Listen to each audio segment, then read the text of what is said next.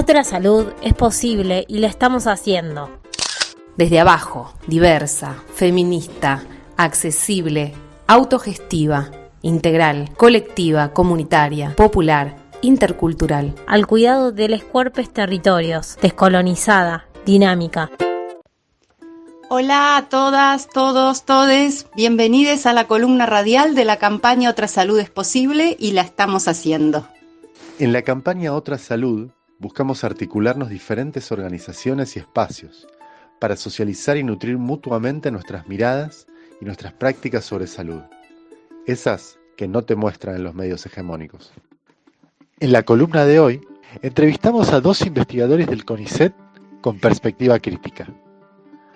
Alicia Mazzarini, doctora en Ciencias Biológicas, dedicada a la educación desde hace varios años, integrante de Ciencia Entre Todes, de Gesta Colectiva, Grupo de Epidemiología Comunitaria, y de la Unión de Científicas Comprometidas con la Sociedad y la Naturaleza de América Latina. Y a Matías Laustein, doctor en Biología, militante de Acción Socialista Libertaria y del colectivo Ciencia desde el Pie. En este nuevo episodio seguimos charlando con Alicia y con Matías, más allá de las vacunas, tratando de abrir la palabra hacia territorios de los que poco se escucha la agenda hegemónica. Nos llenan de números, de curvas, de muertes, de vacunas, pero prácticamente no nos hablan de cosas tan importantes como los orígenes de la pandemia, algo directamente vinculado con cómo prevenir futuras crisis iguales o peores a la del coronavirus. La cuestión contextual respecto a cómo llegamos a esta situación pandémica es de primer orden. Ya venimos transitando otras epidemias que tienen que ver con la destrucción de los ecosistemas, la destrucción de la biodiversidad y en ese sentido la aproximación de las poblaciones humanas a especies silvestres que tienen su propio reservorio de virus, de bacterias y que de esa manera, digamos, toman contacto con humanos y se producen esos saltos zoonóticos que dan lugar a enfermedades emergentes, por un lado, y por otro lado, la forma de producir y consumir alimentos que en muchos casos provienen de esas mega granjas, mega factorías, donde se crían hacinados muchísimos animales genéticamente uniformes, que son cocinas de virus, ¿no? De que luego saltan a los trabajadores de esos lugares y luego a las poblaciones rurales y a las poblaciones urbanas. Son situaciones totalmente previsibles y que no se van a limitar a esta pandemia, sino que probablemente esto continúe dando lugar a nuevas pandemias, ¿no? Le pedimos a Alicia que nos explique un poco mejor lo del salto zoonótico. Vos tenés una cantidad de individuos genéticamente homogéneos que están hacinados con sus sistemas inmunológicos debilitados. Es muy probable que los virus, las bacterias que normalmente tienen, se multipliquen, muten, generen nuevas variantes, y esas nuevas variantes es posible que puedan saltar, infectar a humanos que estén en las proximidades. Y una vez que esas variantes afectan a humanos, luego no es para nada difícil que se difundan, que se expandan, ¿no?, hacia poblaciones mayores. Todas las especies tienen su reservorio de virus, de bacterias, de distintos microorganismos, de hongos que los afectan naturalmente y que en muchos casos ni siquiera producen enfermedades en esas especies. Pero cuando esos microorganismos toman contacto con humanos, porque esos ecosistemas han sido violados y las poblaciones humanas quedan en contacto con esas especies silvestres, toda esa microfauna puede tranquilamente pasar a humanos y quizás producir una nueva enfermedad. Muchas de las enfermedades humanas actuales pueden tener ese tipo de orígenes. Entonces, ¿cuál fue el origen de la pandemia? ¿Qué hipótesis encontramos? Yo creo que parece quedar bastante claro que el origen es efectivamente zoonótico.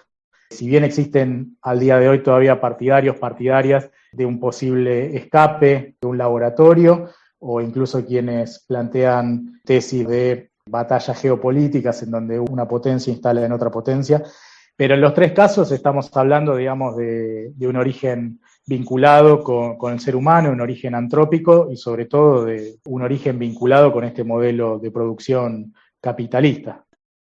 Alicia y Matías nos cuentan los orígenes sistémicos de la pandemia, denunciando los mecanismos planetarios asociados a sistemas de opresión que nos enferman. Pero esto, ¿nos afecta a todos por igual? Esta pandemia deja a la vista que, como en tantos otros casos, la distribución de bienes y males es asimétrica, ¿no? Esto nos afecta a todos, como se dice generalmente, pero no nos afecta a todos por igual. La concentración de la riqueza sigue incrementándose y la vulnerabilidad de los sectores más pobres queda a la vista, tanto en la alimentación como en la salud, como en la exposición al deterioro ambiental, ¿no? La pandemia que se va globalizando a través quizás de clases medias o altas que viajan, terminan incidiendo mucho más fuertemente en los pueblos más humildes, en lo que es en nuestro país lo que son las villas, los barrios del conurbano, en lo que es Brasil, las favelas, y en general se ve eso, digamos, ¿no?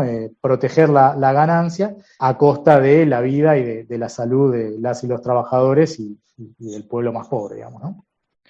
En este contexto, ¿qué rol han tenido las grandes corporaciones transnacionales? Una vez generada la pandemia, el tratamiento que se le da a través de los estados y de las corporaciones privadas es más o menos el mismo en todas partes del mundo y en general tiende a tratar de resguardar lo que es la producción de ganancia, la ganancia empresarial, donde quizás la punta del iceberg es las fortunas que amasaron las corporaciones farmacéuticas con las vacunas, pero también todo lo que tiene que ver con las corporaciones vinculadas a las comunicaciones, a la informática. Nos encontramos en el medio de una pandemia escuchando cómo florecen desarrollos como el del trigo transgénico vinculado al agronegocio, cómo florecen desarrollos como el de las megafactorías porcinas.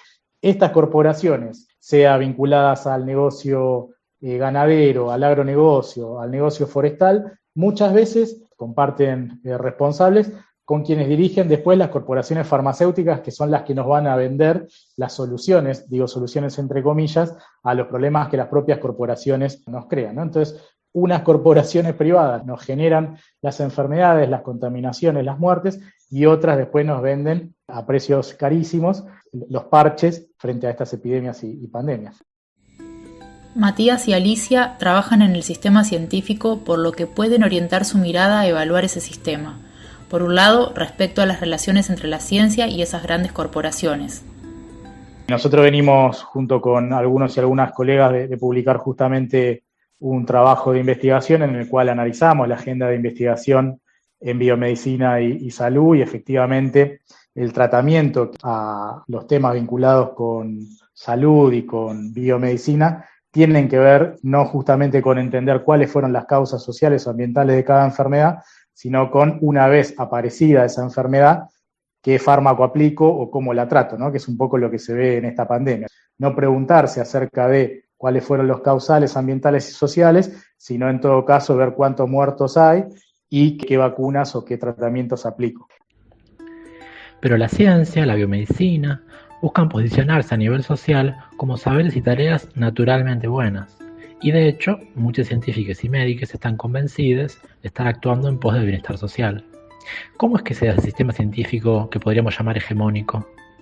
Y ese modelo hegemónico que tiene que ver con una ciencia cada vez más profundamente mercantilizada y en donde prácticamente no se puede pensar en el desarrollo de una vacuna o de un medicamento si no es en relación a una empresa, ese discurso está basado justamente en toda una base científica cada vez más precarizada, ¿no? La mayor parte de quienes habitan el sistema de ciencia y técnica son becarios y becarias, son personal técnico, son administrativos y administrativas, que cobran salarios de miseria, que no tienen muchas veces derechos laborales, que en cualquier momento se quedan afuera del sistema, y eso es la base justamente para que ese modelo científico hegemónico pueda avanzar y profundizarse cada vez más hacia los aspectos negativos.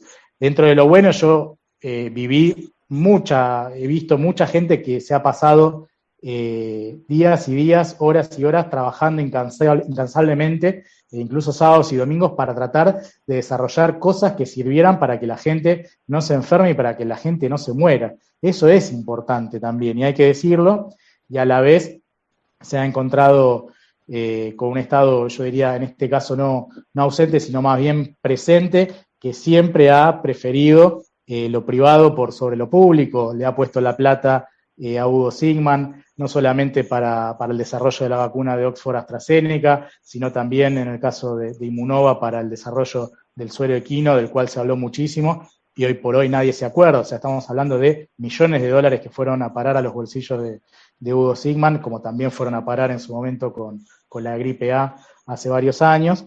Y en nuestro caso había que pedir por favor que nos dieran algo de plata para poder desarrollar algo del sistema público. Nos decían, no, pero eso es imposible. Y fíjense el caso de Cuba, que tiene no solamente una, sino varias vacunas avanzadas del sistema público. Obviamente eso no se logra de un día para el otro, ¿no? O sea, acá hace rato que la política estatal es no desarrollar producción pública de medicamentos y vacunas.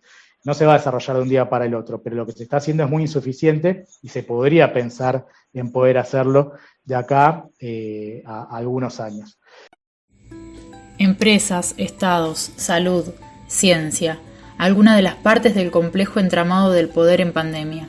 Esa ciencia y esa salud cuyo discurso se ha instalado fuertemente en los medios de comunicación en estos tiempos y cuyos portavoces expertos han sido principalmente infectólogos. Y sí, llamativo, ¿no? Que los expertos en biología eran los virólogos, los infectólogos y no otras ramas de la biología, y que la ciencia se limitaba a eso y no se escuchaban ni se convocaban las voces de sociólogos, antropólogos, psicólogos, que seguramente tenían también muchas cosas que decir para entender y abordar lo que nos está ocurriendo, y por supuesto los protagonistas, que son las organizaciones barriales, territoriales, que son las que cada uno en su espacio sostuvieron esa red social solidaria que permitió pilotear la situación en muchos casos en ausencia del Estado, ¿no? Y así como otra salud es posible, ¿hay otra ciencia posible? Que tiene que ver justamente con salir de ese modelo reduccionista y disciplinar, empezar a trabajar justamente con una visión interdisciplinaria o incluso transdisciplinaria en lo que tiene que ver con las ciencias, pero incluso poder ir más allá de lo que tiene que ver con los saberes expertos de las ciencias y ponerlo en diálogo con los saberes de las comunidades, con los saberes también de lo que tiene que ver con cada sector de trabajadores y trabajadoras, donde muchas veces hay experiencias que no se tienen en cuenta.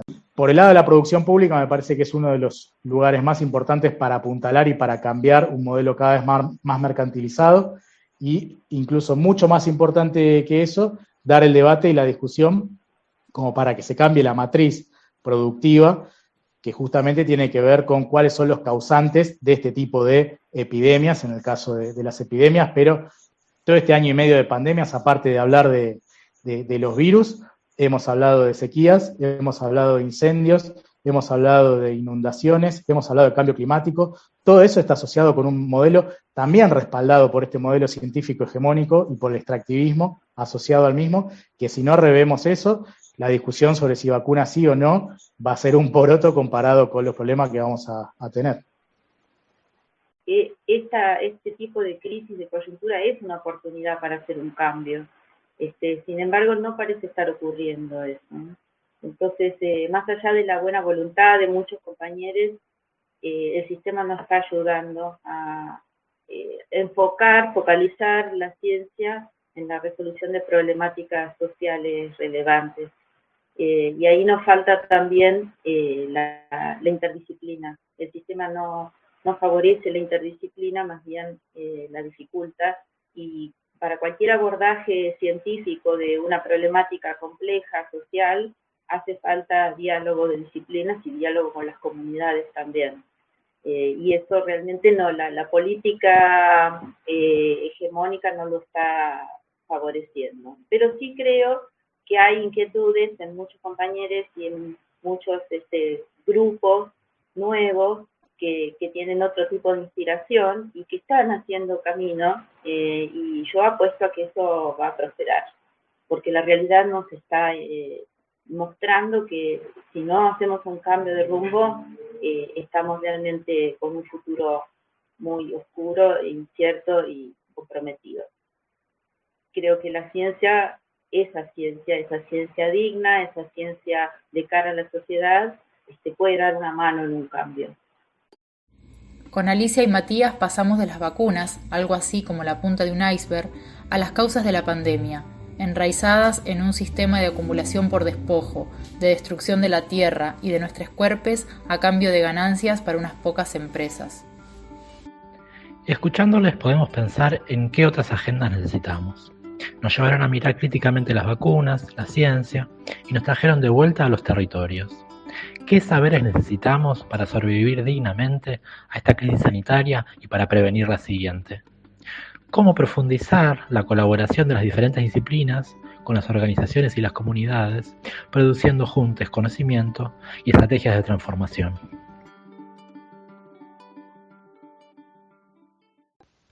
Integramos la campaña Otra Salud es Posible, la Cátedra Libre Virginia Volten, el Grupo de Didáctica de las Ciencias, Arte al Ataque, Frente Popular Darío Santillán, Corriente Plurinacional, Venganza Afectiva, Pañuelos en Rebeldía, Radionauta FM, Red de Psicólogos Feministas, Acción Socialista Libertaria, Comisión de Salud Frente Arde Rojo Zona Norte, Trabajadoras de Atención Primaria de la Salud Arrecifes, Secretaria Gremial Hospital Paroicien, Colectivo Ciencia desde el Pie. Frente de Organizaciones en Lucha, Federación de Organizaciones de Base Autónoma, Militantes Femidiscas, Centro Cultural y Educativo Mansión Obrera, Editorial Madre Selva, La Enramada Salud Comunitaria, Las Guacoldas, Las Nómedas, Movimiento Plurinacional de Mujeres y LGTBIQ de Capilla del Monte, Córdoba.